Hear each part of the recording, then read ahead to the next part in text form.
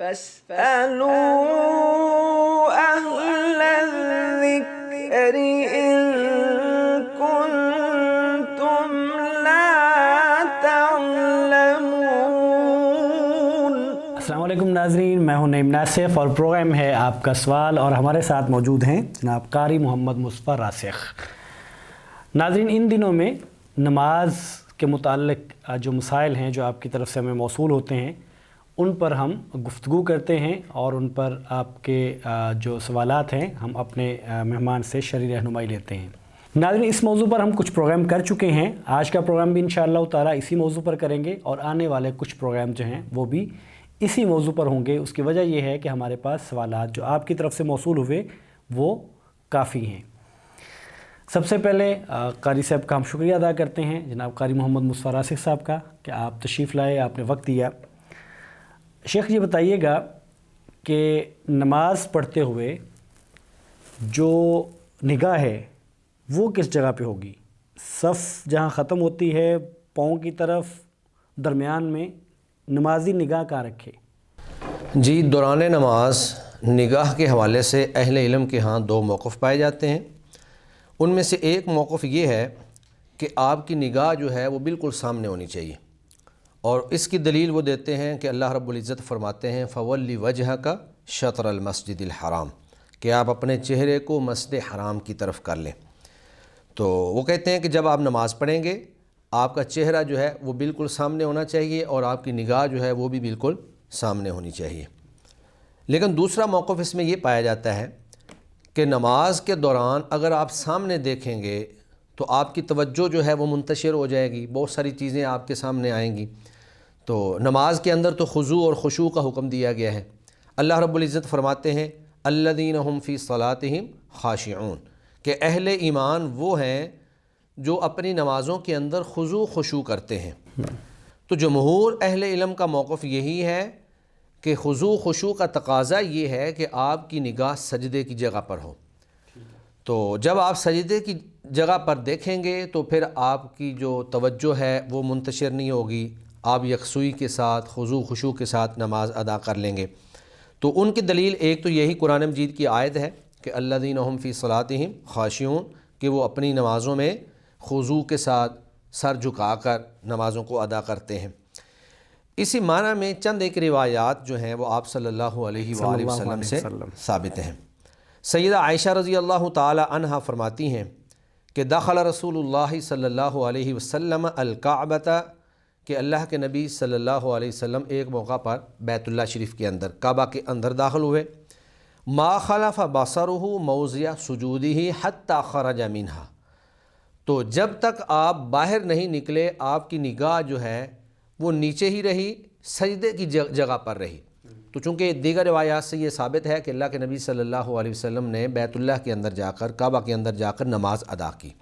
تو جب نماز ادا کی تو آپ صلی اللہ علیہ وسلم کی جو نگاہ تھی وہ سجدے کی جگہ پر تھی۔ تو امام البانی رحمہ اللہ نے اس روایت کو صفت الصلاۃ النبی، جو آپ کی بہت معروف کتاب ہے، اس میں اس روایت کو صحیح قرار دیے ہیں۔ اسی طرح حضرت انس رضی اللہ تعالی عنہ فرماتے ہیں کہ نبی مکرم صلی اللہ علیہ وآلہ وسلم نے ایک دفعہ ان سے کہا یا انس اجعل بصرک حیث تسجد، کہ اے انس جہاں آپ سجدہ کرتے ہیں اپنی نگاہ کو آپ وہاں پر رکھیں۔ تو یہ حدیث جو ہے، اس سے پہلے جو حدیث جس کو امام البانی رحمہ اللہ نے صحیح قرار دیا ہے، یہ اس کی تائید میں پیش کی جا سکتی ہے۔ تو اس سے بھی یہ ثابت ہوتا ہے کہ نگاہ کو جو ہے وہ سجدے کی جگہ پر رکھنا چاہیے۔ سیدنا ابو ہریرہ رضی اللہ تعالی عنہ، ان سے ایک موقوف اثر مروی ہے، فرماتے ہیں کہ ان الصحابۃ الکرام كانوا يرفعون ابصارهم الى السماء في الصلاة فلما نزل قوله تعالى الذين هم في صلاتهم خاشعون صاروا ينظرون الى محل سجودهم، یعنی کہ انہوں نے گویا کہ صحابہ کا ایک عمومی عمل جو ہے وہ اس روایت کے اندر بیان فرمایا ہے۔ اس کو ابن حبان اور حاکم نے روایت کیا ہے۔ فرماتے ہیں کہ صحابہ کرام پہلے اپنی نگاہوں کو اوپر اٹھا لیا کرتے تھے، آسمان کی طرف بھی اٹھا لیا کرتے تھے۔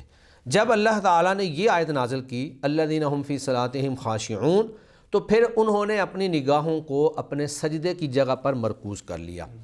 تو یہ ساری روایات، اللہ کے نبی کی احادیث اور اسی طرح سیدنا ابو ہریرہ رضی اللہ تعالی عنہ کا یہ اثر، اور اسی طرح امام ابن سیرین رحمہ اللہ وہ فرماتے ہیں کہ صحابہ کرام کا عمل یہی تھا کہ وہ نماز کے اندر سجدے کی جگہ پر اپنی نگاہ کو رکھا کرتے تھے۔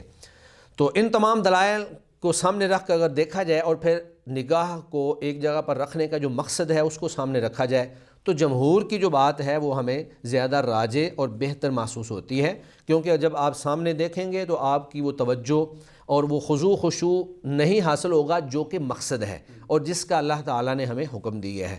لیکن جب آپ سجدے کی جگہ پر دیکھیں گے تو پھر آپ کی توجہ کم منتشر ہوگی اور آپ کے اندر یکسوئی زیادہ آئے گی، اور خضوع خشوع کا وہ تقاضا جو اللہ تعالیٰ نے ہم سے کیا ہے وہ کما حقہ پورا کیا جا سکتا ہے۔ درست ہے۔ آپ یکسوئی کی بات کر رہے ہیں نماز میں اور خضوع اور خشوع کی بات کرتے ہیں، تو ایک بات ذہن میں آتی ہے کہ آج کل جب ہم نماز کے لیے مسجد میں آتے ہیں تو بس اوقات موبائل، سب کے موبائل سب کے پاس ہوتے ہیں، اور بس اوقات موبائل کو سائلنٹ پہ کرنا، اس موڈ پہ لے کے جانا وہ بھول جاتا ہے، یاد نہیں رہتا، اور نماز کے دوران میں موبائل بجنا شروع ہو جاتا ہے۔ تو کیا اس وقت میں اس کو بجتے رہنا چاہیے یا اس کو بند کر دینا چاہیے؟ اس میں بہتر کیا ہے؟ یعنی اس کو بند کرنا کوئی اس کے خشوع خضوع کے منافی تو نہیں ہے؟ جی، ہمارے ہاں جیسے جیسے زمانے نے ترقی کی ہے بہت سارے نئے مسائل بھی سامنے آئے ہیں۔ اب موبائل کے اندر بسا اوقات ایسی رنگ ٹونز لگی ہوتی ہیں جو گانے کے انداز میں ہوتی ہیں یا ان کے اندر میوزک بھی ہوتا ہے۔ جب رنگ آئی ہے تو آپ کو چاہیے کہ آپ اس کو فوراً بند کر دیں۔ یہ ایک معمولی سی حرکت ہے۔ بند کرنے کا یہ فائدہ ہوگا کہ آپ کی توجہ جو ہے وہ بھی منتشر نہیں ہوگی اور جو دیگر نمازی ہیں ان کی توجہ بھی منتشر نہیں ہوگی۔ ہمارے ہاں عام طور پہ سمجھا یہ جاتا ہے کہ اگر میں نے تھوڑی سی بھی حرکت کر دی تو شاید میری نماز جو ہے وہ ختم ہو جائے گی یا باطل ہو جائے گی، حالانکہ ایسی بات نہیں ہے۔ ضرورت کے تحت آپ ہلکی پھلکی حرکت کر سکتے ہیں۔ تو اگر وہ معمولی سی حرکت کر لیتا ہے اور اپنا موبائل بند کر دیتا ہے تو وہ خود بھی پریشانی سے اور لوگوں کو، دیگر نمازیوں کو بھی پریشانی سے محفوظ رکھ سکتا ہے۔ ہوتا یوں ہے ہمارے ہاں عام طور پہ کہ بیل بج رہی ہے اور وہ خود ڈر رہا ہے کہ اگر میں نے بیل کو بند کر دیا تو شاید میری نماز ختم ہو جائے گی، لیکن وہ ایک بندہ جو ہے وہ خود بھی پریشان ہو رہا ہے۔ یہ نہیں ہے کہ وہ بند نہیں کر رہا تو وہ پرسکون ہے، وہ خود بھی پریشان ہو رہا ہے، اور پھر جو باقی 10-20 نمازی جہاں تک آواز جا رہی ہے وہ سارے کے سارے ڈسٹرب ہو رہے ہوتے ہیں۔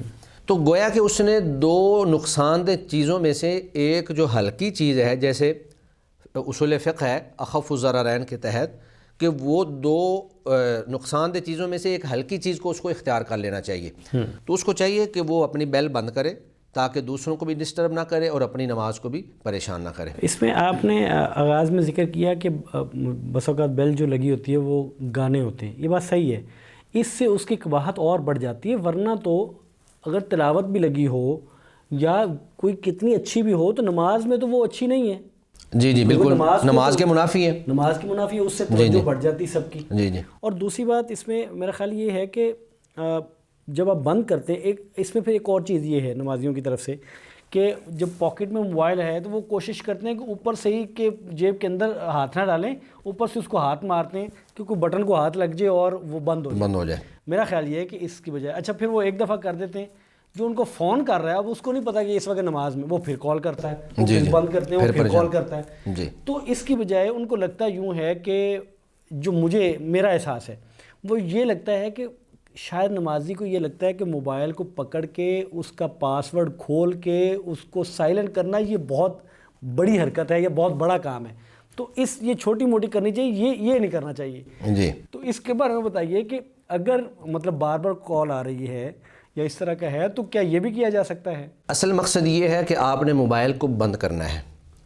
اگر تو آپ اس کو بٹن سے بند کر دیا آپ نے اور اگلا بندہ سمجھدار تھا جو کال کر رہا ہے تو پھر تو چلیں ایک مناسب عمل ہو گیا، لیکن اگر وہ بہت جلدی میں ہے یا وہ وقت کو نہیں دیکھ رہا کہ یہ نماز کا وقت ہے اور بار بار آپ کو بیل مار رہا ہے تو پھر آپ کو چاہیے کہ آپ اس کو باقاعدہ جیب سے نکال کر اس کو سائلنٹ مکمل یا ویسے ہی مکمل طور پہ بند کر دیں۔ ایک دفعہ میرے ساتھ بھی ایسا واقعہ ہوا کہ نماز کے اندر اس وقت جو ہے یہ بھی ٹچ موبائل تو نہیں آئے تھے، سادہ موبائل تھا میرے پاس، تو سادہ موبائل جو ہوتا ہے اس میں بٹن سے آپ اس کو آن بھی کر سکتے ہیں۔ اب ایک آدمی جو ہے وہ مجھے کال کر رہا ہے، میں اس کو بار بار بند کر رہا ہوں، وہ پھر کال کر رہا ہے، کم از کم کچھ 4-5 دفعہ جو ہے ایسے ہوا۔ اب میرے ساتھ ایک بڑے پیارے دوست تھے، وہ جب سلام پھیرا تو مجھے کہنے لگے قاری صاحب اگر دوسری کال آ جائے نا تو آپ اس کو آن کر دیا کریں۔ آن کرنے کا یہ فائدہ ہوگا کہ آواز اگر تو قرات چل رہی ہے تو اس کو پتہ چل جائے گا کہ یہ آدمی جو ہے نماز میں ہے، اور اگر قرات نہیں بھی چل رہی تو کال جب چل رہی ہے تو آگے سے آواز نہیں آ رہی تو کسی موقع پہ جا کر اللہ اکبر سمع اللہ لمن حمیدہ یا نماز کا کوئی نہ کوئی کلمہ جو ہے وہاں پہ ادا ہوگا تو وہ سمجھ جائے گا کہ یہ بندہ نماز کے اندر موجود ہے۔ لیکن اس میں بھی بسا اوقات قباحتیں ایسی ہوتی ہیں کہ وہ اسپیکر اگر آن ہو جائے تو پھر ہیلو ہیلو کی آواز آنا شروع اسپیکر ہو جاتی ہے، نہ بھی آن ہو، بس اوقات موبائل کی ویسی آواز کا دوسرے جی تیسرے آواز تک جا بہت رہی زیادہ ہوتی ہوتی ہے۔ ہے۔ لیکن اس میں یہ بھی بات ہے کہ اب جب آپ فون اس کو کر لیتے ہیں، آن کر دیتے ہیں، تو بس اوقات آواز خود سے موبائل کی اتنی زیادہ ہوتی ہے کہ وہ اگلے 2-3 لوگوں تک جا رہی ہوتی ہے، تو اس میں بھی ممکن ہے وہ ہیلو ہیلو کرتا رہے، وہ آپ کو بلاتا رہے، آوازیں دیتا رہے۔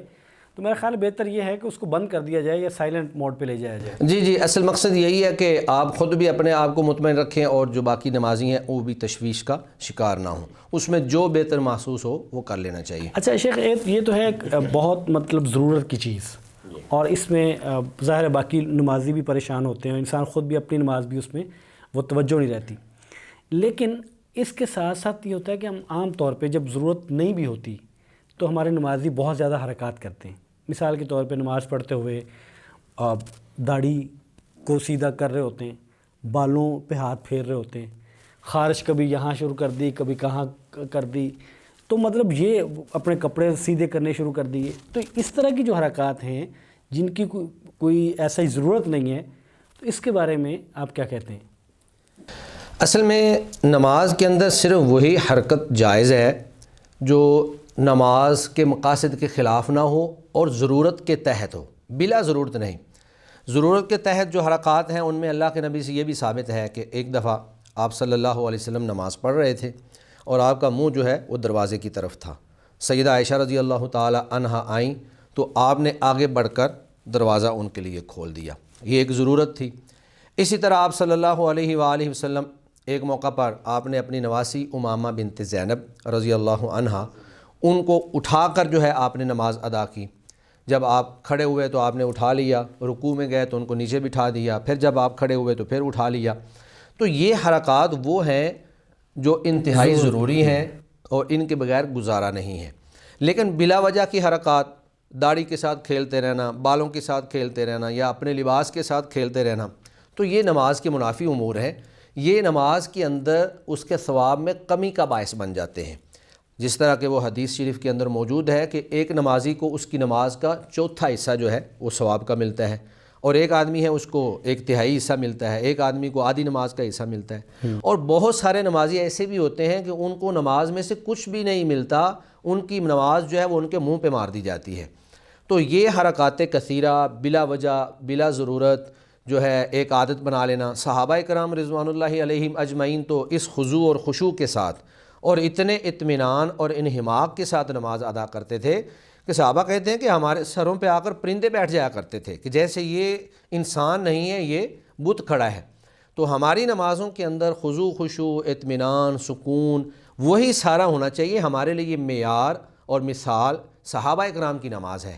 تو بلا وجہ جو حرکات ہیں وہ نماز کے اندر خلل کا باعث ہیں اور نماز کے اجر کے اندر کمی کا باعث ہے۔ درست۔ شیخ ایک صاحب کہتے ہیں کہ نماز میں کوئی ان کا نفسیاتی پرابلم رکھتا ہے، ان کو یہ لگتا ہے کہ ان کے ہوا خارج ہوئی ہے، شک میں رہتے ہیں، ہوئی ہے کہ نہیں ہوئی اس بات کا ان کو یقین نہیں ہے، لیکن شک میں پڑے رہتے ہیں۔ تو اس صورت میں انہیں کیا کرنا چاہیے؟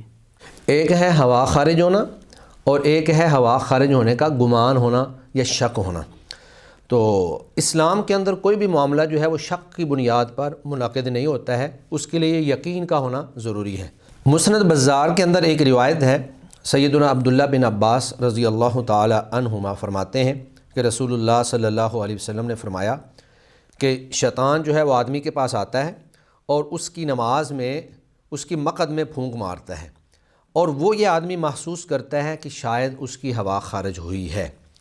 تو اللہ کے نبی نے فرمایا فَإِذَا وَجَدَ ذَلِكَ فَلَا يَنْصَرِفْ، جب کوئی آدمی ایسا محسوس کرے تو اس کو پھرنا نہیں چاہیے، یعنی سلام نہیں پھیرنا چاہیے، نماز ختم نہیں کرنی چاہیے، حتیٰ يَسْمَعَ صَوْتًا أَوْ يَجِدَ رِيحًا، حتیٰ کہ وہ آواز سن لے یا وہ اس کی بو کو محسوس کر لے۔ تو گویا کہ اس حدیث مبارکہ کے اندر اللہ کے نبی صلی اللہ علیہ وسلم نے دو باتیں جو ہیں وہ ہمارے لیے بطور ارشاد کے فرمائی ہیں۔ ایک بات تو یہ ہے کہ یہ وسوسہ شیطان کی طرف سے ہوتا ہے، شیطان جو ہے وہ نمازی کے پاس آتا ہے، اس کی نماز کو خراب کرنے کی کوشش کرتا ہے، اس کو شک کے اندر مبتلا کرتا ہے تاکہ نمازی پریشان ہو۔ اور دوسری بات یہ ہے کہ آپ نے شک کی بنیاد پر فیصلہ نہیں کرنا۔ بخاری شریف کی ایک دوسری، اس طرح مسلم شریف کی روایت کے اندر اللہ کے نبی نے فرمایا لا ينصرف حتى يسمع صوتا او يجد ريحا، کہ جب تک وہ آواز نہ سن لے یا جب تک وہ بو محسوس نہ کر لے اس وقت تک وہ نماز کو ختم نہ کرے اور سلام نہ پھیرے۔ ٹھیک ہے، تو یہ گویا کہ یقین ضروری ہے۔ جب اس کو یقین ہو جائے گا، آواز وہ سن لے گا تو بھی یقین ہو جائے گا، یا وہ بو محسوس کر لے گا تو بھی یقین آ جائے گا۔ تو یہ بسا اوقات ایک تو شیطان کا وسوسہ ہے، اور دوسرا بسا اوقات انسان کو اگر قبض کی شکایت ہو تو پیٹ سے بھی بسا اوقات ایسی آوازیں آنا محسوس ہو جاتی ہیں، تو آدمی جو ہے وہ شک میں ہی رہتا ہے کہ پتہ نہیں میرے ساتھ کیا ہوا ہے۔ تو جب تک یقین نہ ہو جائے اس وقت تک جو ہے ہوا کے خارج ہونے کو کوئی حیثیت نہیں دی جائے گی اور اس کا کوئی اعتبار نہیں کیا جائے گا۔ درست۔ شیخ یہ بتائیے گا کہ سنت جو ہے اس کی نماز میں کتنی اہمیت ہے؟ یعنی ہم دیکھتے ہیں کہ بعض لوگ صرف فرض کی ادائیگی کرتے ہیں اور وہ چلے جاتے ہیں، اور بعض سنتیں بھی پڑھتے ہیں، تو کیا سنتیں پڑھنا ضروری ہے یا اس میں کوئی گنجائش موجود ہے؟ سنتیں جو ہیں یہ فرائض کی محافظ ہیں۔ جب انسان فرض نماز سے پہلے آ کر سنتیں ادا کرتا ہے، فرض نماز کے بعد سنتیں ادا کرتا ہے، تو پھر اس کے اندر یکسوئی پیدا ہو جاتی ہے اور وہ فرائض کو پورے اہتمام کے ساتھ، پابندی کے ساتھ اور خضوع خشوع کے ساتھ ادا کرتا ہے۔ سنت کا معنی ہی یہ ہے کہ وہ فرض نہیں ہے۔ اگر کبھی چھوٹ گئیں یا جان بوجھ کر کسی نے چھوڑ دیں تو اس کی نماز انشاءاللہ پوری ہے، نماز کے اندر کوئی کمی نہیں ہے۔ لیکن اس کا یہ ہرگز مطلب نہیں ہے کہ آدمی سنتوں کا بالکل اہتمام کرے ہی نہ، ہمیشہ سنتیں چھوڑ دے، یہ درست طرز عمل نہیں ہے۔ اس کی وجہ یہ ہے کہ 12 سنتیں وہ ہیں جن کا نبی مکرم صلی اللہ علیہ وسلم باقاعدہ اہتمام فرمایا کرتے تھے۔ تو جب ہم اللہ کے نبی کے ساتھ محبت کرتے ہیں، آپ کی سنتوں کے ساتھ محبت کرتے ہیں، تو ہمیں اس محبت کو سامنے رکھ کر ان سنتوں کا بھی اہتمام کرنا چاہیے۔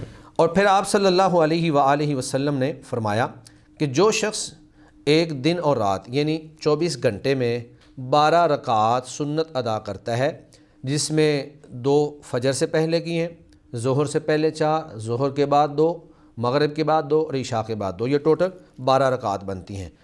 تو آپ صلی اللہ علیہ وسلم نے فرمایا بنی لہ بہن بیت فی الجنہ، اس آدمی کے لیے ان سنتوں کے بدلے میں اللہ تعالیٰ جنت کے اندر ایک گھر بنا دیتے ہیں۔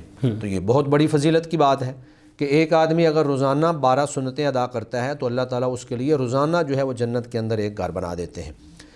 اور پھر اہل علم فرماتے ہیں ایک بندہ جو ہے بغیر کسی عذر کے بلا وجہ اس نے ایک عادت ہی بنائی ہوئی ہے کہ وہ سنتیں ادا ہی نہیں کرتا، تو امام نووی رحمہ اللہ فرماتے ہیں روضۃ الطالبین میں لا ترد شہادتہ، اس کی شہادت اور گواہی جو ہے وہ قبول نہیں کی جائے گی، کیونکہ یہ اس کی دین میں سستی پر دلالت کرتا ہے۔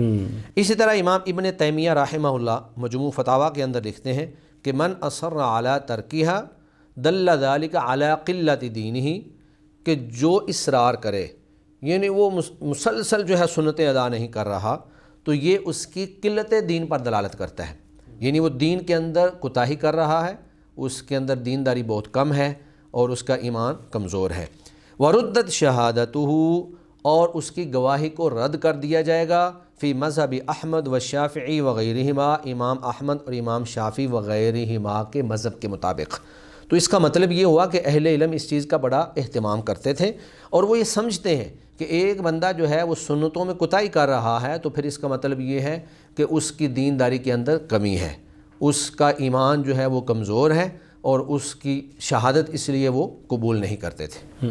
شیخ یہ بتائیے کہ نمازی مسجد میں آتے ہیں، بچوں کو ساتھ لے کے آتے ہیں، بچے ظاہر ہے کہ ہم نے اس پہ پہلے بھی بات کی کہ بچے تو ساتھ ہی کھڑے ہوں گے اور والدین بھی یا والد یہ رسک نہیں لیتے کہ وہ آپ کہیں کھڑے ہوں اور بچہ کہیں کھڑا ہو، تو وہ عام طور پہ اپنے ساتھ کھڑا کر لیتے ہیں. تو کیا بچہ اگر صف میں کھڑا ہو تو اس سے صف مکمل ہی رہتی ہے، یا بچے کی عمر کے اعتبار سے کوئی اس میں کوئی فرق ہے؟ بچہ اگر بالغ ہے اور سن تمیز کو پہنچ چکا ہے تو اہل علم کے راجح موقف کے مطابق وہ بچہ صف مکمل کر سکتا ہے. وہ صف میں کھڑا ہو، یا بسا اوقات ایسا بھی ہوتا ہے کہ ایک امام ہے، اس کے پیچھے ایک ہی مقتدی ہے اور ایک ساتھ بچہ ہے. تو اب سوال یہ پیدا ہوا کہ کیا وہ مقتدی جو ہے وہ آگے امام کے ساتھ کھڑا ہوگا یا بچے کو ساتھ کھڑا کر کے پیچھے صف بنائے گا. تو ایسا بچہ جو سن تمیز کو پہنچ گیا ہے، اللہ کے نبی صلی اللہ علیہ وسلم نے فرمایا کہ اپنے بچوں کو نماز کا حکم دو جب وہ 7 سال کے ہو جائیں. تو 7 سال جو ہے یہ سن تمیز ہے. اگرچہ اس وقت وہ بالغ نہیں ہوتا لیکن سمجھدار ہو جاتا ہے، اس کو سمجھ آ جاتی ہے کہ نماز کیا چیز ہے. اس سے چھوٹا بچہ جو ہوگا وہ بسا اوقات صف میں کھڑا ہوگا اور پھر دوڑ لگا جائے گا. تو 7 سال کا جو بچہ ہے وہ باقاعدہ صف میں کھڑا بھی ہو سکتا ہے، اور 7 سال کے بچے کے ساتھ صف جو ہے وہ مکمل بھی ہو سکتی ہے. لیکن اس سے جو چھوٹا بچہ ہے اس کے ساتھ وہ اگر والد کے ساتھ کھڑا ہے اور صف پوری کر کے تو پھر تو ٹھیک ہے. لیکن اگر وہ بالکل سن تمیز کو نہیں پہنچا ہوا، وہ کبھی بھاگ کے ادھر جا رہا ہے کبھی ادھر جا رہا ہے، تو پھر اس کو صف میں کھڑا نہیں کرنا چاہیے. اس کو اپنے سامنے لٹا لیں یا اس کو پیچھے بٹھا دیں یا جیسے بھی ہے، اس کو باقاعدہ صف کا حصہ نہ بنایا جائے. اس سے صف جو ہے وہ آپ کی پوری نہیں ہوگی.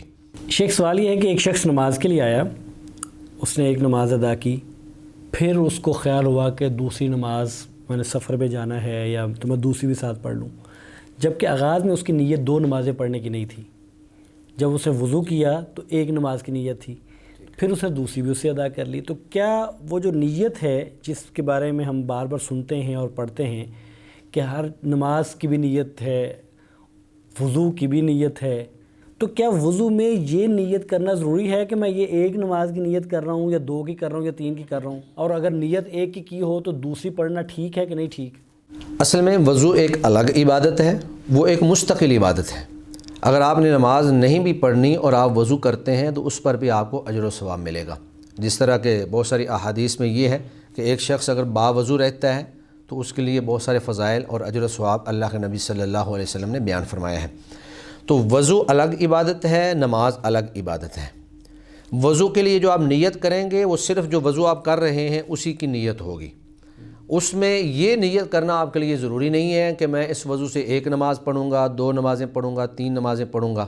ٹھیک ہے. اور پھر جب آپ نماز پڑھنے لگے ہیں تو نماز پڑھتے وقت آپ کی نیت نماز کی ہوگی، اور نماز کے لیے وضو شرط ہے. نماز کے لیے وضو شرط ہے.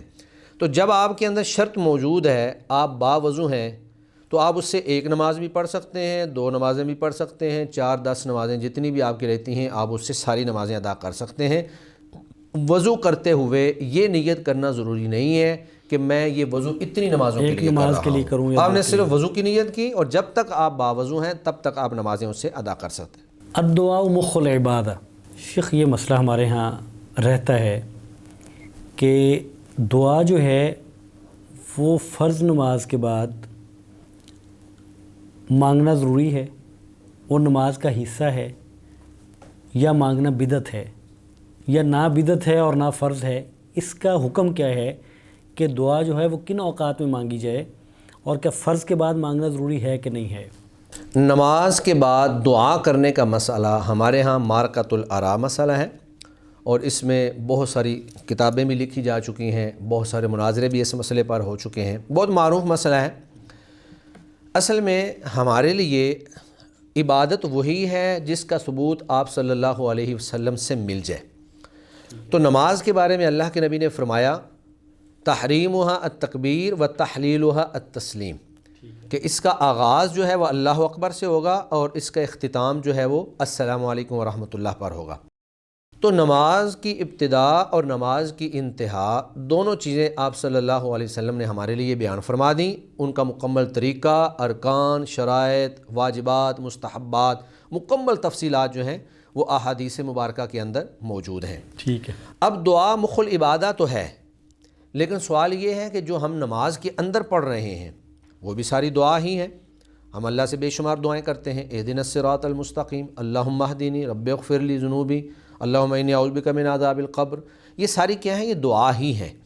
تو یہ بھی گویا کہ عبادت کا مغز ہے. ہم ساری نماز کے اندر دعا ہی کر رہے ہوتے ہیں. ٹھیک ہے. اور پھر نماز کے بعد کا جو طریقہ اللہ کے نبی سے ثابت ہے، صحابہ کرام سے ثابت ہے، وہ یہ ہے کہ اللہ کے نبی صلی اللہ علیہ وسلم سلام پھیرنے کے بعد بلند آواز سے اللہ اکبر کہتے، استغفر اللہ استغفر اللہ استغفر اللہ کہتے. پھر دیگر جو دعائیں ہیں، اللہم انت السلام و منک السلام رب اعنی علی ذکرک و شکرک، یہ ساری دعائیں جو ہیں یہ اللہ کے نبی پڑھا کرتے تھے. یہ آپ صلی اللہ علیہ وسلم سے ثابت ہیں. لیکن ہمارے ہاں ایک مروجہ دعا کا جو طریقہ رائج ہو گیا ہے کہ ہم نے ہر نماز کے بعد ہاتھ کھڑے کر کے اجتماعی طور پر، بے شک وہ چند سینکڑ کی دعا ہو، بلکہ وہ اب چونکہ ایک رائج ہو گئی ہے، رسم بن گئی ہے، اس کے اندر کوئی خاص دعا بھی نہیں کی جاتی. چند ایک دعائیں وہ ایک انہوں نے رائج کی ہوئی ہیں اور اس کے بعد معاملہ ختم. تو یہ دعا جو ہے یہ اللہ کے نبی سے، صحابہ سے، تابعین سے، تبع تابعین سے، کسی سے اس انداز میں ثابت نہیں ہے. چونکہ دعا عبادت ہے اور عبادت کے لیے یہ اصول ہے کہ اس کا ثابت ہونا آپ صلی اللہ علیہ وسلم سے وہ ہمارے سامنے ہو اور وہ باقاعدہ ثابت شدہ ہو. اگر کوئی عبادت ثابت نہیں ہوتی ہے اور ہم وہ عبادت کرتے ہیں تو وہ بدعت ہے، اور بدعت گمراہی ہے، اور ہر گمراہی انسان کو جہنم میں لے جانے والی ہے. چونکہ اس کا کوئی اس انداز میں وجود موجود نہیں، لہٰذا اس کو نماز کا حصہ سمجھنا، نماز کا حصہ تو ہے نہیں. وہ میں نے بتا دیا کہ اللہ کے نبی نے فرمایا کہ اس کی انتہا جو ہے وہ السلام علیکم پر ہوتی ہے. لیکن اس انداز میں پابندی کرنا اور اس کا اہتمام کرنا وہ محسوس ایسے ہوتا ہے کہ جیسے یہ نماز کا حصہ بن چکی ہے. تو ہر وہ چیز جس کی اس انداز میں پابندی کی جائے لیکن وہ آپ صلی اللہ علیہ وسلم سے ثابت نہ ہو تو پھر اس کو ہم بدعت قرار دیں گے. تو یہ دعا اس انداز میں کرنا درست نہیں ہے. اب اس پہ بے شمار دلائل بھی موجود ہیں، بہت سارے رسائل اور مضامین لکھے جا چکے ہیں. تفصیلات کی ضرورت نہیں ہے، میں نے اپنا موقف جو ہے وہ آپ کے سامنے پیش کر دیا ہے. درست ہے. اچھا شیخ، اسی طرح کا ایک مسئلہ ہے، وہ یہ ہے کہ نماز پڑھتے ہوئے سر کو ڈھانپنا کیا یہ ضروری ہے؟ یعنی ہمارے ہاں ایک جو گروہ ہے وہ سمجھتا ہے کہ یہ ضروری ہے، اس کے بغیر نماز ناقص رہ جاتی ہے، جبکہ دوسرے لوگوں کے ہاں اس میں گنجائش ہے، پڑھی جا سکتی ہے. تو کیا یہ ضروری ہے؟ اور جو ضروری سمجھتے ہیں وہ آپ بھی جانتے ہوں گے، انہوں نے باقاعدہ جو ہے وہ مساجد میں ٹوپیاں جو ہیں وہ الگ سے رکھی ہوتی ہیں تاکہ اگر کوئی شخص خود لے کے نہیں آیا تو وہی سے لے اور پہن لے تاکہ نماز ان کے خیال میں نماز مکمل ہو. تو اس کے بارے میں فرمائیے گا. یہ مسئلہ بھی ہمارے ہاں معرکۃ الآراء ہے. اس میں دو چیزیں ہیں، ایک ہے آپ کے سر کا ننگا ہونا اور ایک ہے ننگے سر نماز کا ہونا. یہ دو الگ الگ مسئلے ہیں. پہلے ہم سر ننگا ہونے کو ڈسکس کرتے ہیں. ٹھیک ہے. اللہ کے نبی صلی اللہ علیہ وآلہ وسلم سے کہیں بھی کسی بھی نص میں یہ ثابت نہیں ہے کہ اللہ کے نبی کبھی ننگے سر رہے ہوں. یہ آپ صلی اللہ علیہ وسلم کی سنت ہے. آپ صلی اللہ علیہ وسلم اپنے سر پہ ہمیشہ کپڑا رکھتے تھے، لیکن یہ ہمیشہ ہوتا تھا، بازار کے اندر بھی، نماز میں بھی، غیر نماز میں بھی، جہاں بھی آپ موجود ہیں تو آپ ہمیشہ اپنے سر پہ کپڑا رکھتے تھے. تو یہ ایک وقار کی علامت بھی ہے. علماء جو ہیں ان کو چاہیے کہ وہ اپنے سر پہ ہمیشہ کپڑا رکھیں. لیکن دوسری طرف یہ ہے کہ کیا ننگے سر نماز ہو جاتی ہے یا نہیں ہوتی ہے. تو سر پہ کپڑے کا ہونا جو ہے اس کا نماز کے ساتھ تعلق نہیں ہے. یہ ایک آپ صلی اللہ علیہ وسلم کی عمومی سنت ہے جو ہر وقت جس کو اپنانا چاہیے اور سر پہ کچھ نہ کچھ رکھنا چاہیے. تو کوئی ایسی روایت موجود نہیں ہے، کوئی ایسی حدیث موجود نہیں ہے جس میں آپ صلی اللہ علیہ وسلم نے یہ فرمایا ہو کہ بغیر کپڑے کے نماز نہیں ہوتی. یعنی اس کا نماز کے ساتھ تعلق ہی نہیں ہے، بلکہ اس کے مخالف کچھ روایات جو ہیں مفہوم مخالف، ان سے یہ معلوم ہوتا ہے کہ مرد جو ہیں ان کے لیے کپڑا رکھنا ضروری نہیں ہے. ایک روایت ابو داؤد شریف کے اندر موجود ہے جسے امام ابن خزیمہ، ابن حبان، حاکم اور امام ذہبی نے صحیح کہا ہے. وہ یہ ہے کہ اللہ کے نبی صلی اللہ علیہ وسلم نے فرمایا کہ اللہ تعالیٰ کسی نوجوان عورت کی نماز دوپٹے کے بغیر قبول نہیں کرتا. تو یہ عورت کے بارے میں ہے. اس کا مفہوم مخالف اہل علم یہ بیان کرتے ہیں کہ اس کا مطلب یہ ہے کہ عورت کی بغیر دوپٹے کی قبول نہیں ہوتی لیکن مرد کی بغیر دوپٹے کی قبول ہو جاتی ہے. تو اس روایت سے یہ ثابت ہوتا ہے کہ مرد کی نماز جو ہے وہ بغیر کپڑے کے ہو جاتی ہے. نماز ہو جاتی ہے، لیکن عمومی طور پر جو میں نے پہلے بھی بیان کیا کہ سر پہ کپڑا رکھنا جو ہے یہ وقار کی علامت ہے اور علماء کی شان ہے۔ اچھا شیخ، ہم نے پہلے بھی اس پہ بات کی، ایک سوال ہے، اس پہ بات ہو چکی ہے اگرچہ، کہ بچہ جب مسجد میں آتا ہے تو ہم نے اس پہ بات کی کہ وہ صف مکمل کر سکتا ہے کہ نہیں کر سکتا، تو بچے کو مسجد میں آنا یا اس کو لے کے آنا، ظاہر ہے اس پہ کچھ چیزیں مثبت بھی ہیں کچھ منفی بھی ہیں، تو اس کے بارے میں آپ کیا کہتے ہیں؟ بچوں کو مسجد میں لانا چاہیے تاکہ بچے جو ہیں وہ مسجد کے ماحول سے مانوس ہو جائیں، ان کی مسجد کے ساتھ محبت جو ہے وہ زیادہ ہو جائے، اور پھر وہ آہستہ آہستہ خود بخود جو ہے مسجد کی طرف آنا شروع ہو جائیں۔ آپ صلی اللہ علیہ وآلہ وسلم کئی بار چھوٹے بچوں کو مسجد میں لے آتے تھے، سیدنا حسن رضی اللہ تعالی عنہ، اسی طرح سیدنا حسین رضی اللہ تعالی عنہ، وہ تو بلکہ خود ہی مسجد میں آ جایا کرتے تھے، چھوٹے بچے ہوتے تھے۔ ایک دفعہ اللہ کے نبی سجدہ کر رہے تھے تو سیدنا حسین رضی اللہ تعالی عنہ یا حسن رضی اللہ تعالی عنہ ان کے اوپر بیٹھ گئے اور آپ صلی اللہ علیہ وسلم نے سجدے کو لمبا کر دیا۔ اسی طرح ایک موقع پر آپ صلی اللہ علیہ وسلم نے اپنی نواسی سیدہ امامہ بنت زینب رضی اللہ تعالی عنہا ان کو مسجد میں لے آئے، اور وہ تو بالکل ہی چھوٹی بچی تھیں، اور ان کو اٹھا کر آپ صلی اللہ علیہ وسلم نے نماز پڑھی۔ تو یہ روایات جو ہیں، ان روایات کو سامنے رکھ کر امام بخاری رحمہ اللہ نے باب باندھا ہے کہ باب اذا حمل جاریۃ صغیرۃ علی عنقہ فی الصلاۃ، کہ نماز میں چھوٹی بچی کو گردن پر اٹھا کر نماز پڑھنا۔ اور اسی طرح اس باب پر حافظ ابن حجر رحمہ اللہ شرح کرتے ہوئے فرماتے ہیں کہ وہ علی جواز ادخال الصبیان فی المساجد، کہ ان روایات میں بچوں کو مساجد میں داخل کرنے کا جواز جو ہے وہ معلوم ہوتا ہے۔ تو یہ ساری روایات اور مقاصد کو سامنے رکھا جائے تو بچوں کو مسجد میں لانا چاہیے، اور ان کو لانے پر جو ہے جزا فضا بھی نہیں کرنی چاہیے، شور بھی نہیں کرنا چاہیے۔ بسا اوقات مساجد میں جو بزرگ لوگ ہوتے ہیں وہ بچوں کے شور پر جو ہے غصہ ہو جاتے ہیں، جن کو کیوں لایا گیا ہے۔ اللہ کے نبی صلی اللہ علیہ وسلم کا عمل ہمارے سامنے ہے کہ اللہ کے نبی فرماتے ہیں کہ بسا اوقات میں یہ سوچتا تھا کہ میں لمبی نماز پڑھاؤں گا، لیکن کسی عورت کا بچہ رونا شروع ہو جاتا تو اس کے رونے کی وجہ سے پھر میں نماز کو مخفف کر دیتا، چھوٹا کر دیتا، تاکہ اس کی جو ماں ہے وہ تشویش میں مبتلا نہ ہو۔ تو اس کا مطلب یہ ہے کہ بالکل چھوٹے بچوں کو بھی لایا جا سکتا ہے، لیکن اس میں بعض چیزوں کا ہمیں دھیان رکھنا ہوگا، جس طرح کہ عصر حاضر میں مساجد کے اندر بہت خوبصورت قالین بچھے ہوتے ہیں، صفائی ستھرائی کا بہت اچھا نظام ہوتا ہے، تو ہم چھوٹے بچوں کو لا تو سکتے ہیں، لیکن یا تو ان کو پیمپر لگا کر لائیں تاکہ پیشاب پخانہ وہ نہ کر سکیں، مسجد کے قالین خراب نہ کر سکیں۔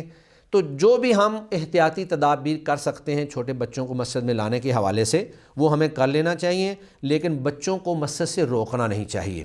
یہ کسی نے بڑا اچھا جملہ بولا ہے کہ یہ بچے جن کو شور سے آپ پریشان ہو رہے ہیں اور ان کو آپ مسجد سے بھگا رہے ہیں، کل کو جب یہ بڑے ہو جائیں گے تو پھر آپ ان کو مسجد میں لانے کے لیے ان کی منتیں کیا کریں گے۔ اور میں یہ ایک جگہ فیس بک پہ دیکھ رہا تھا کہ ترکی کے اندر انہوں نے چھوٹے بچوں کے لیے مسجد کے ساتھ ہی پلے گراؤنڈ بنایا ہوا ہے کہ وہ لوگ بچوں کو مسجد میں لاتے ہیں، بچوں کو وہاں چھوڑ دیتے ہیں، بچے کھیلتے رہتے ہیں، اور لوگ جو ہے وہ نماز ادا کر لیتے ہیں اور پھر وہاں سے بچوں کو پکڑتے ہیں اور لے جاتے ہیں۔ اس کھیلنے کے باوجود ان کا ایک تعلق بنے گا مسجد کے ساتھ، مسجد کے ساتھ ایک تعلق ہے، ان کے لیے مسجد جو ہے وہ اجنبی چیز نہیں رہتی ہے، وہ سمجھتے ہیں کہ یہ وہ جگہ ہے جہاں ہم اکثر آتے جاتے ہیں، ہمارے والدین آتے جاتے ہیں، وہاں آنا اچھا لگتا ہے، ہمیں آنا اچھا لگتا ہے، دل لگتا ہے وہاں پر۔ تو یہ ایک تربیت کا حصہ ہے۔ اگر ہم بچوں کو مسجد سے ڈراتے رہیں گے، مسجد میں بچہ آ گیا تو اس کے پیچھے پڑ جائیں گے، تو وہ سمجھیں گے پتہ نہیں شاید یہاں پہ میرا آنا غلط تھا، مجھے یہاں آنا نہیں چاہیے تھا، شاید میں غلط جگہ پہ آ گیا ہوں۔ تو اگر کوئی بچہ شور بھی کر رہا ہے تو پیار کے ساتھ، محبت کے ساتھ اس کو سمجھا دیں کہ یہ اللہ کا گھر ہے، یہاں پر نماز ادا کرتے ہیں، تلاوت کرتے ہیں، ذکر و اذکار کرتے ہیں، یہاں اس کو میدان نہیں بناتے، کھیلتے کودتے نہیں ہیں تاکہ دوسروں کی نماز خراب نہ ہو۔ تو اصل بات جو ہے نا تربیت کی اور اصلاح کی، ہم وہ کرتے نہیں ہیں، اور دوسری طرف ہم زور دے دیتے ہیں کہ جی بچوں کو مسجد میں نہیں آنا چاہیے۔ تو یہ ساری روایات اللہ کے نبی کے دور میں جب بچے مسجد میں آ جاتے تھے تو اس دور سے بڑھ کر تو کوئی دور نہیں ہو سکتا ہے، ظاہر ہے۔ اچھا شیخ یہ بتائیے گا کہ ہم نے نیت پہ بات کی اس سے پہلے، نیت یہ کیا ہے؟ یہ اس میں بھی ہمارا آپس میں اختلاف ہے، ایک شخص وہ ہے جو نیت دل میں کرتا ہے، ایک شخص وہ ہے جو زبان سے ادا کرتا ہے، تو اس میں ہمیں شریعت کیا بتاتی ہے؟ نیت کا معنی ہے قصد و ارادہ، اور ایک عاقل شخص جو ہے، سمجھدار شخص جو ہے، وہ جو کوئی بھی کام کرتا ہے نیت کے بغیر نہیں کرتا ہے۔ آپ گھر سے چلے ہیں، مسجد کی طرف جا رہے ہیں، تو نیت کے بغیر آپ نہیں جا رہے ہیں۔ تو نماز کی نیت جو ہے وہ زبان سے نہیں بلکہ وہ جو دل کا ارادہ ہے وہ دل سے ہی کی جائے گی۔ دل میں آپ کو پتہ ہونا چاہیے کہ میں یہ نماز پڑھ رہا ہوں، اس کے فرائض پڑھ رہا ہوں، سنتیں ادا کر رہا ہوں یا نوافل ادا کر رہا ہوں، جو بھی نماز ہے اس کی نیت آپ کے دل کے اندر ہونی چاہیے۔ آپ صلی اللہ علیہ وآلہ وسلم سے زبان سے نیت کرنا ثابت نہیں ہے۔ اگر اللہ کے نبی صلی اللہ علیہ وآلہ وسلم نے زبان سے نیت کی ہوتی تو اس کے الفاظ ہمارے پاس پہنچتے۔ درست۔ آج ہمارے ہاں صورتحال یہ ہے کہ ساری نماز جو ہے وہ عربی میں ہے، اللہ اکبر سے لے کر السلام علیکم تک، حتیٰ کہ اس کے بعد جو دعائیں ہیں ساری نماز ہم عربی میں پڑھتے ہیں، لیکن نیت کے الفاظ جو ہیں وہ اردو والا اردو میں کر رہا ہے، پنجابی والا پنجابی میں کر رہا ہے، پشتو والا پشتو میں کر رہا ہے۔ تو اس کا مطلب یہ ہے کہ اللہ کے نبی صلی اللہ علیہ وسلم نے ہمیں نیت نہیں سکھلائی۔ اگر آپ صلی اللہ علیہ وسلم نے سکھائی ہوتی تو اس کے کریکٹ الفاظ جو ہیں وہ ہمارے سامنے ہوتے اور ہم وہ الفاظ ادا کرتے۔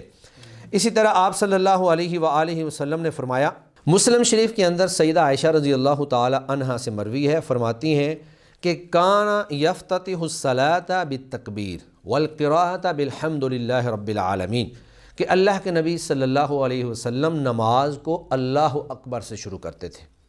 اگر اللہ کے نبی نیت کے الفاظ ادا کرتے ہوتے تو سیدہ عائشہ فرماتی ہیں کہ آپ صلی اللہ علیہ وسلم یفتتح الصلاۃ بالفاظ النیہ، یا وہ الفاظ کا تذکرہ کر دیتی، لیکن بالتکبیر سے پتہ چلتا ہے کہ نماز کا آغاز اللہ اکبر سے ہوتا ہے، اس سے پہلے کچھ بھی نہیں ہے۔ درست ہے۔ اس سے پہلے ہم ایک روایت پیش کر چکے ہیں، اس میں یہ بھی ہے کہ تحریمھا التکبیر و تحلیلھا التسلیم، کہ نماز کا آغاز تکبیر سے ہے اور اس کا انتہا اور اختتام جو ہے وہ السلام علیکم پر ہے۔ اس طرح ایک روایت ہے جس میں وہ اعرابی کا تذکرہ ہے کہ وہ آیا اور اس نے نماز صحیح انداز میں ادا نہ کی، اللہ کے نبی کے پاس گیا، اللہ کے نبی نے فرمایا کہ تو نے نماز نہیں پڑھی، صلی فإنک لم تصلی۔ پھر گیا، پھر اس نے ویسے ہی جلدی جلدی پڑھ دی، پھر اللہ کے نبی کے پاس آیا، 2-3 دفعہ آیا، تو جب آخر میں آیا تو اللہ کے نبی نے چند ایک ان کو ہدایات دیں۔ ان میں ایک یہ بھی تھا کہ اذا قمت الی الصلاۃ فکبر، کہ جب تو نماز کے لیے کھڑا ہو تو اللہ اکبر کہہ، تو یہ نہیں کہا کہ تو نیت کر۔ تو نیت جو ہے وہ چونکہ دل کا کام ہے، اسی طرح آپ اگر زبان سے الفاظ ادا کر لیتے ہیں تو اس کو نیت نہیں کہا جاتا، اس کو قول کہا جاتا ہے۔ جو انسان کی گفتگو ہوتی ہے اس کو قول یا کلمہ کہتے ہیں، اس کو نیت نہیں کہتے ہیں۔ جب تک آپ کے دل میں بات ہے تب تک وہ نیت ہے، جب آپ نے زبان سے ادا کر دی تو پھر وہ تلفظ بن گیا، وہ کلمہ بن گیا، وہ قول بن گیا، وہ نیت نہیں رہی۔ اور پھر یہ ساری احادیث اس بات پر دلالت کرتی ہیں کہ نماز کی نیت آپ صلی اللہ علیہ وسلم سے، صحابہ سے، تابعین سے، محدثین سے کسی روایت کے اندر ان الفاظ میں جو مروجہ ہمارے ہاں پائے جاتے ہیں مختلف زبانوں کے اندر، یہ ثابت نہیں ہے۔ شیخ بہت شکریہ، جزاکم اللہ خیر۔ ناظرین، یہ تھا آج کا پروگرام، اور یہ جو ابھی ہم بات کر رہے تھے نماز سے متعلق، نیت سے متعلق، تو نیت کا معاملہ یا نماز کا معاملہ ایسا ہے کہ نماز روز پڑھی گئی۔ آپ صلی اللہ علیہ وسلم کے دور میں ایک دن میں 5 نمازیں ہوتی تھیں۔ تو نماز کا معاملہ ایسا نہیں ہے کہ کوئی شخص یہ کہے کہ یہ معاملہ جو میں آج کر رہا ہوں یا جو کام آج کر رہا ہوں وہ احادیث میں موجود نہ ہو اور وہ کہے کہ یہ سنت ہے۔ سوال نہیں پیدا ہوتا۔ اب نیت کو لے لیں، اگر یہ نیت الفاظ کے ساتھ روز ہوتی تو اس کے الفاظ تک موجود ہوتے کہ نبی کریم صلی اللہ علیہ وسلم ان الفاظ کے ساتھ نیت کیا کرتے تھے، صحابہ کرام ان الفاظ کے ساتھ نیت کیا کرتے تھے۔ جو چیزیں آپ صلی اللہ علیہ وسلم کے دور میں نہیں ہیں، وہ چیزیں ان کو نہ لینا ہی اپنے ایمان کی بقا ہے، اور جو چیزیں موجود تھیں وہی سنت ہے۔ اللہ تعالیٰ مجھے اور آپ کو توفیق عطا فرمائے کہ ہم نماز ویسے ادا کریں جیسے نبی کریم صلی اللہ علیہ وسلم نے ادا کی، جیسے انہوں نے صحابہ کرام کو سکھائی۔ آج کے پروگرام میں اجازت دیجیے، آئندہ پروگرام میں پھر حاضر ہوں گے۔ السلام علیکم ورحمۃ اللہ وبرکاتہ۔